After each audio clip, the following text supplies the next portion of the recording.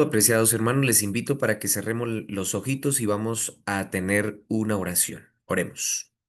Eterno y buen Dios que estás en el cielo, a esta hora te damos gracias por el privilegio que nos regalas reunirnos de diferentes lugares para estudiar tu palabra. Te pedimos, Señor, que tú nos hables, que a través de estos medios tecnológicos, Señor, nos convenzas del desafío tan grande que tenemos como miembros de esta iglesia. Y entonces como resultado nos propongamos a cumplir con las expectativas no humanas, sino con las expectativas divinas. Nos encomendamos en tus manos a esta hora, en el nombre de Jesús. Amén, Señor. Muy bien, quiero compartir con ustedes a esta hora eh, la temática. En el momento en el que me puedas permitir compartir la pantalla, te agradezco. El día de hoy, como les decía, la temática se llama testificación valiente. En realidad es el último llamado que sin duda alguna queremos que por la gracia del Señor podamos juntos experimentar. A ver, permítanme si están viendo allí o sí, perfecto. Ahí ya está, sí. ¿Ok? La palabra del Señor es enfática cuando dice en Marcos capítulo 16, versículo 15, y les dijo, id por todo el mundo y predicad el evangelio a toda criatura. Qué gran desafío tenemos, porque dice allí que es a toda criatura, y la pregunta sería, ¿cómo hacemos para predicar el evangelio a los 8.142 millones de habitantes que hay en el mundo? Y es un desafío bastante grande porque el porcentaje de adventistas en el mundo es demasiado bajo. Nosotros apenas somos 23.6 millones y tenemos por delante una gran obra que realizar. Y pues en realidad la pregunta es, ¿cómo vamos a hacer para alcanzar el mundo? ¿Cómo vamos a hacer para predicar el evangelio? Me llama la atención porque en muchas ocasiones decimos, no, es que donde yo vivo es difícil, no, es que eso es muy difícil y nos mentalizamos en que en realidad es difícil. Estuve unos días por Estados Unidos y en varios lugares me mencionaron, no, aquí el evangelio es más duro. Hermano, mire, yo quiero decirles algo, donde haya un ser humano, ¿sí? Habrán pecadores y donde hay pecadores necesitan salvación. Y entonces si la gente necesita salvación, necesita un pueblo que se despierte. Porque si hubo un lugar difícil para predicar el Evangelio, era en Jerusalén, en Samaria. A Dios, a Jesús, se le ocurrió una tarea titánica de empezar una nueva iglesia en un lugar realmente difícil. Y aunque era un lugar realmente difícil, yo quiero decirles algo, con todo y eso, aunque era difícil, ¿sí? La iglesia se estableció y llegó hasta la ciudad, hasta el país donde usted vive. Eso quiere decir que en realidad no es que sea difícil predicar el evangelio donde usted se encuentre. En realidad necesitamos quitarnos cualquier barrera, cualquier justificativo que no nos permita predicar el evangelio, porque ese es el mayor peligro, el mayor error, que justificamos nuestro actuar, nuestro proceder, justificamos no predicar. ¿Y cómo lo justificamos? Diciendo, no, es que es difícil. En realidad, lo que nos hace falta en sí es dejarnos usar por el poder de Dios. Y aquí lo dice Lucas capítulo 12. Os digo que aquel que me confesare delante de los hombres, también el Hijo del Hombre le confesará delante de los ángeles de Dios. Mas el que me negare delante de los hombres será negado delante de los ángeles de Dios cuando os trajeren a las sinagogas, y lo voy a transformar cuando fueras a la tienda, cuando fueres al Walmart, cuando fueres en el bus, cuando estés en el Uber, cuando estés en tu lugar de trabajo, en la universidad. No os preocupéis por cómo habréis de responder o qué habréis de decir, porque el Espíritu Santo os enseñará en la misma hora lo que debáis decir. Apreciado, lo que usted y yo tenemos que hacer es ponernos a disposición del Señor y decirle, Señor, donde usted me lleve allí, yo voy a estar listo en el momento que tú me indiques para poder compartir de ti.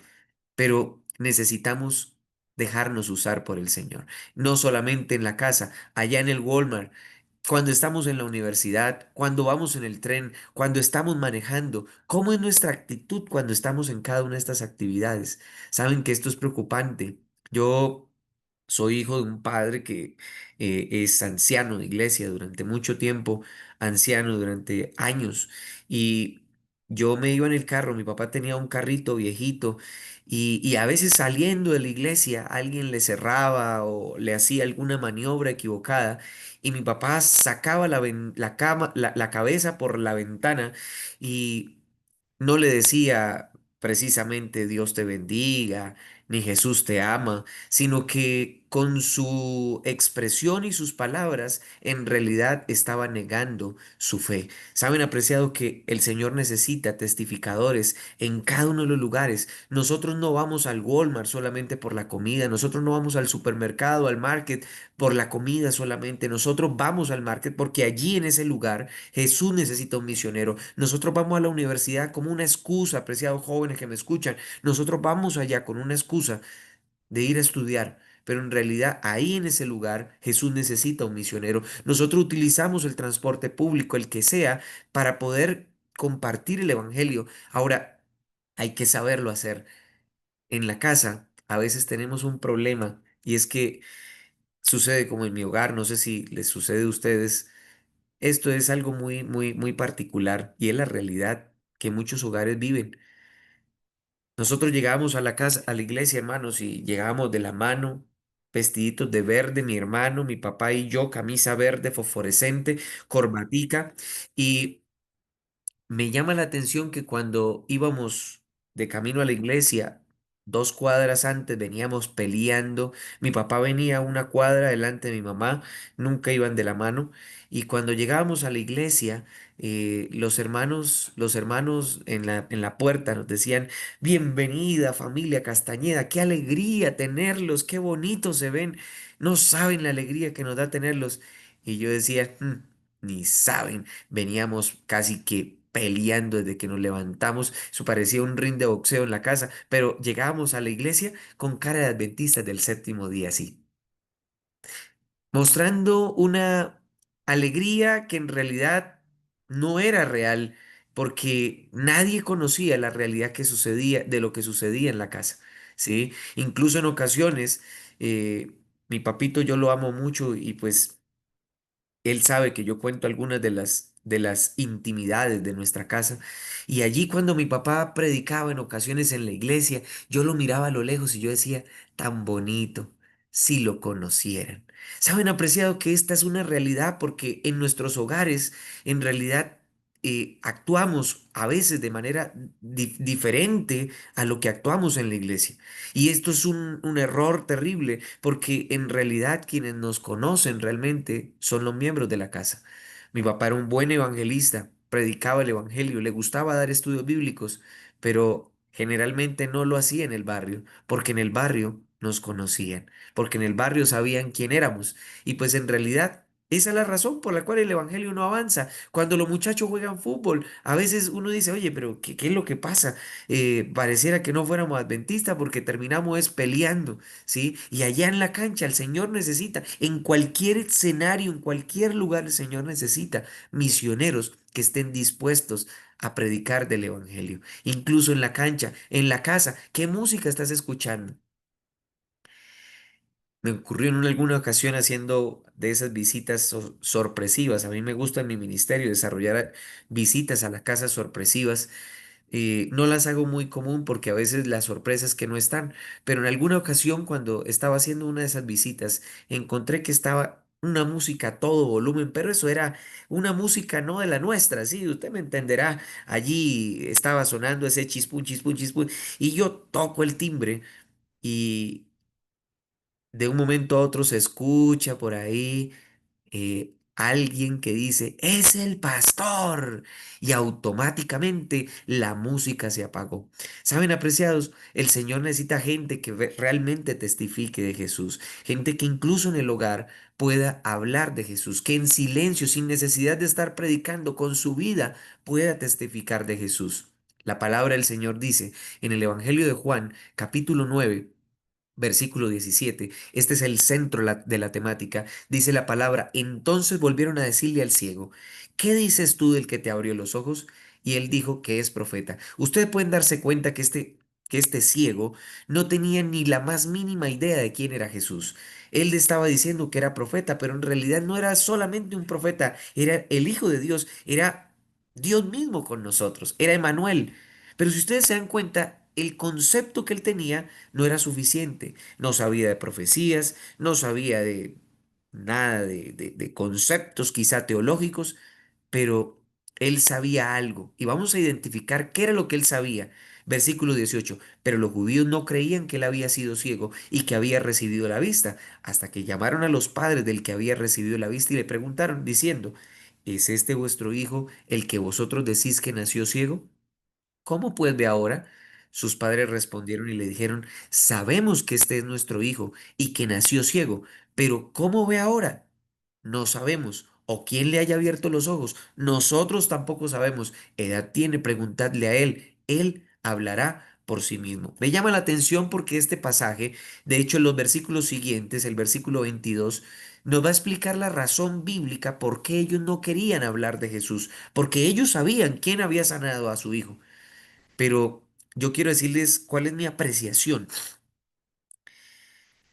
La razón por la cual los papás no hablaron de quién le había abierto los ojos a su hijo era porque el milagro en realidad no había ocurrido en ellos. El milagro había ocurrido en su hijo. Apreciados, mire, esto me ayuda a entender que es necesario para que tú te involucres en la testificación, es completamente necesario que tú puedas, permítame un segundito, permítame un segundito, y tuve una pequeña dificultad. Perfecto.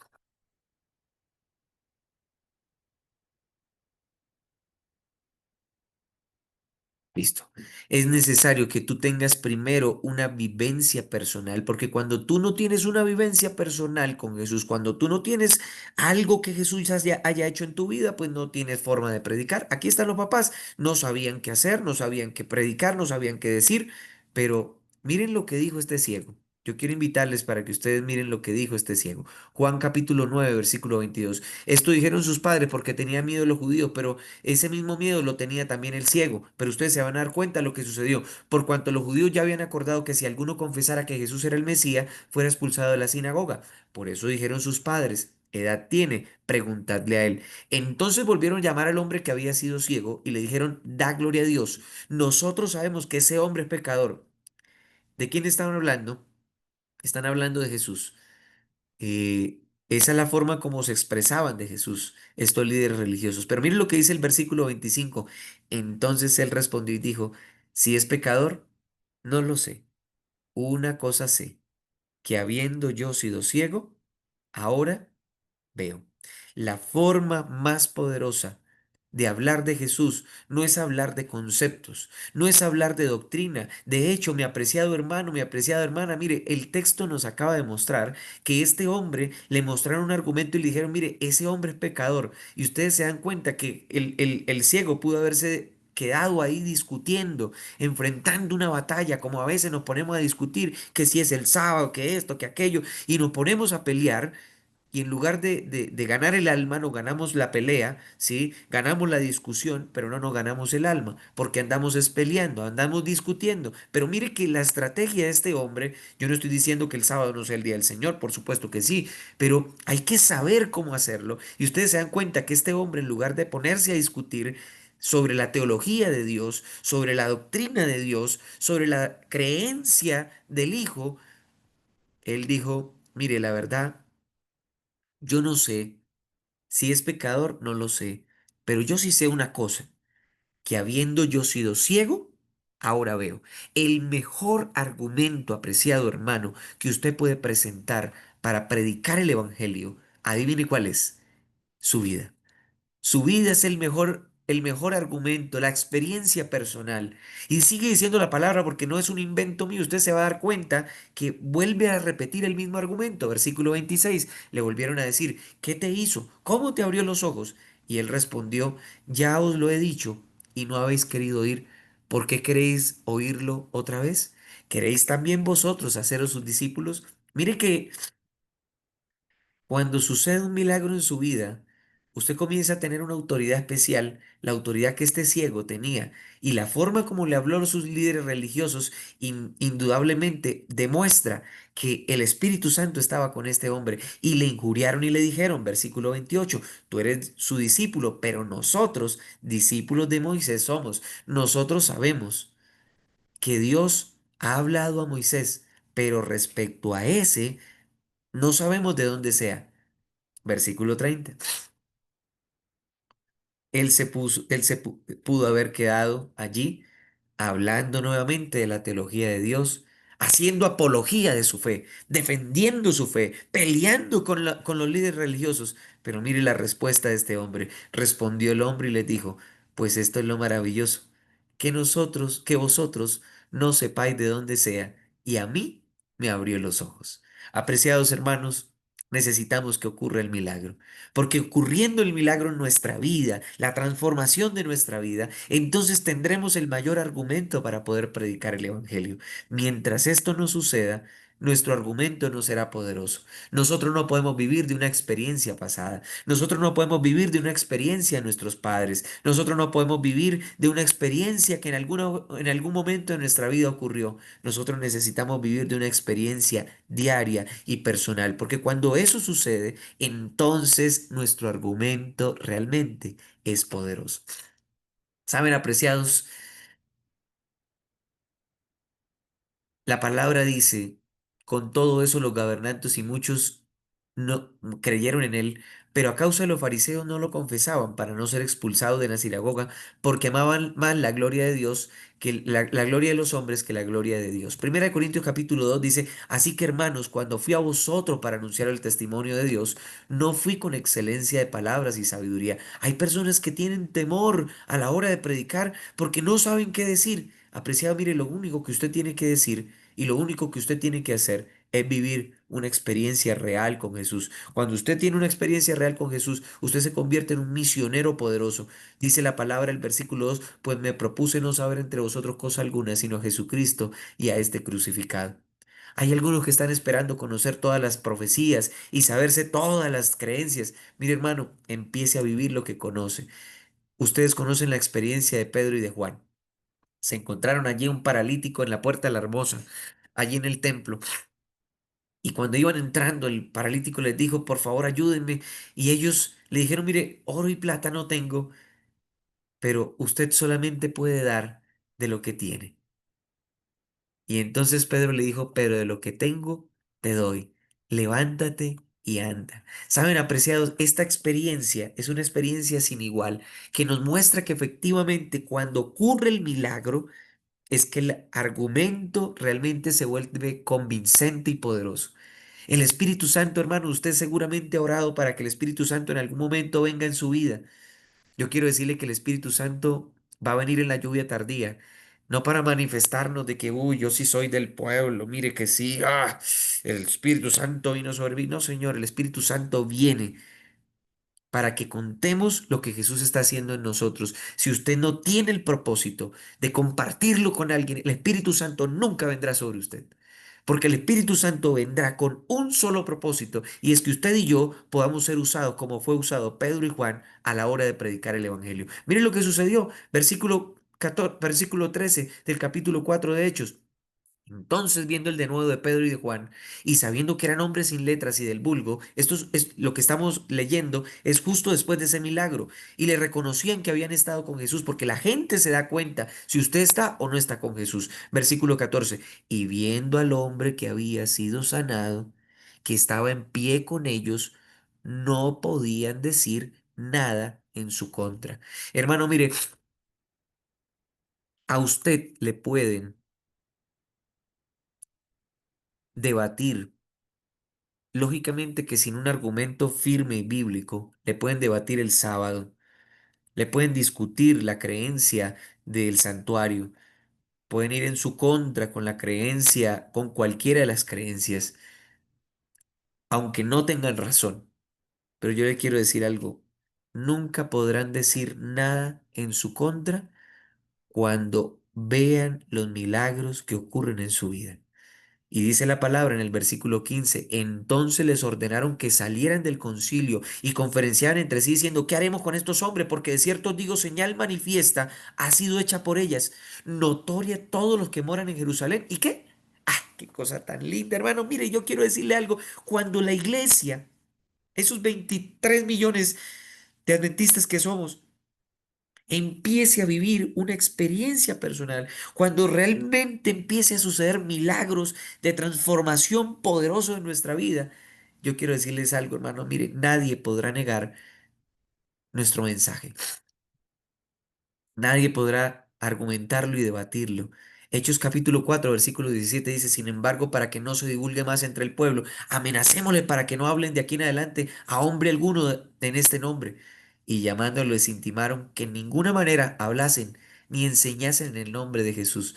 Mas Pedro y Juan respondieron diciéndole, juzgad si es justo delante de Dios obedecer a vosotros antes que a Dios. Y aquí viene la razón, aquí viene lo que hace poderoso el Evangelio, porque no podemos dejar de decir lo que hemos visto y lo que hemos oído. Apreciado, mire, cuando usted vive una experiencia con Jesús, usted no se puede callar, usted no puede parar, usted tendrá siempre el argumento, la palabra que la persona necesita a su lado. Pasos para vivir esa experiencia, cómo era su vida antes, cómo fue su encuentro con Jesús. Y entonces el final es cómo fue después de ese encuentro con Cristo Jesús. La palabra dice a través de su sierva en Hechos de los Apóstoles, página 45, pero a menos que los miembros de la iglesia de Dios hoy, no es mañana, no es cuando, ay, cuando venga la ley dominical, cuando suceda, no, no, no, hoy, a menos de que los miembros de la iglesia de Dios hoy tengan una relación viva con la fuente de todo crecimiento espiritual, no estarán listos para el tiempo de la siega. A menos que mantengan sus lámparas aparejadas y ardiendo, no recibirán la gracia adicional en tiempo de necesidad especial. La sierva sigue diciendo, esta es una cita poderosa, léala conmigo allá donde usted está, a la una, a las dos y a las tres. Si los que profesan ser seguidores de Cristo no resplandecen como luminarias en el mundo, el poder vital los abandonará y se volverán fríos y sin la esperanza de Cristo. Apreciado hermano, mire, yo quiero decirle algo. Si usted no tiene el propósito de resplandecer, el Espíritu Santo le va a abandonar. Ese es el consejo de la sierva del Señor. Y como resultado, usted se va a volver frío y sin esperanza. Una iglesia se vuelve fría cuando no tiene claro el propósito misional con el cual desarrollamos las iglesias. Una iglesia se vuelve fría cuando solamente hace programas pero no tiene un propósito misional. Una iglesia se vuelve fría cuando no tienen un plan definido misionero para conquistar el mundo. Y no se trata de conquistar el blanco de las almas que le colocaron a cada una de las iglesias. No, no, no, no, no. Eso no se trata del blanco. Se trata de conquistar el mundo. Yo le digo a los hermanos, yo no soy pastor de 230 hermanos aquí en esta ciudad. Yo soy el pastor de 230.000 habitantes que tiene esta ciudad. Esa es mi responsabilidad. Yo no voy por mis 230 miembros de aquí de la iglesia, no, yo tengo un desafío y es toda una ciudad. ¿Y cuál es el desafío suyo? La sierva sigue diciendo, porque esta cita es más dura y yo quiero compartirla con ustedes. Ella sigue diciendo que cuando esto sucede, cuando nos volvemos fríos sin esperanza, cuando dejamos de hacer la misión, el embrujo de la indiferencia se apodera de los miembros de la iglesia, junto con una mortal pereza espiritual que los convierte en cadáveres en lugar de representantes de Cristo. Qué tristeza que en ocasiones podamos ser cadáveres y no representantes correctos de Cristo Jesús. Hay un peligro y es que nos volvamos indiferentes. Y esa pereza espiritual, en lugar de ser vivos cristianos, nos convierta en cadáveres espirituales, que pareciera que estamos vivos, pero en realidad estamos muertos. Hechos de los Apóstoles, con dos citas termino y ya. Página 45. Únicamente los que estén recibiendo constantemente nueva provisión de gracia. Y yo quiero transformar ese mensaje. Únicamente quien esté viviendo un milagro diario con Jesús, una transformación diaria con Jesús, tendrán una fuerza proporcional a la necesidad diaria y a su capacidad de emplearla, en vez de esperar algún tiempo futuro en que mediante el otorgamiento de un poder espiritual especial sean milagrosamente hechos idóneos para ganar almas. Se entregarán cada cuánto, todos los días, diariamente a Dios, para que los haga vasos dignos de ser empleados por Él. Diariamente están aprovechando las oportunidades de servir que están a su alcance. Diariamente están testificando por el Maestro, donde quiera que estén, en el Walmart, en el colegio, en la universidad, en la casa, en el vecindario, en un viaje, ora sea en la humilde esfera de trabajo en el hogar o en un ramo público de utilidad. Yo quiero terminar con una cita y es esta. Es muy posible que usted diga: esta tarea no me corresponde a mí, porque yo tengo muchos trabajos, yo estoy muy ocupado, para eso tenemos pastores, para eso tenemos esto, para eso yo pago para tener un ministro, no, yo no puedo porque estoy muy ocupado. Este es el mejor argumento para esto. La sierva del Señor dice: la obra que está por encima de toda obra, el negocio que está por encima de todo negocio y que debe comprometer todas las energías del alma, es la obra de salvar almas por las cuales Cristo murió. Haced de esta obra la principal y la más importante de nuestra vida. Apreciado hermano y amigo, hoy el Señor te necesita. Hoy el Señor necesita misioneros. Tenemos un mundo por conquistar. Tenemos familia nuestra por conquistar. ¿Qué dice la familia de ti? ¿Qué es lo que está diciendo tu familia? Ah, se dice que es cristiano. Seguramente algún vecino, algún amigo dirá: y cristiano, mírelo, y cristiano. Qué bonito que la gente en lugar de eso dijera: usted tiene que ser cristiano, ¿verdad? Querido hermano, mire, el Señor necesita un pueblo que se comprometa.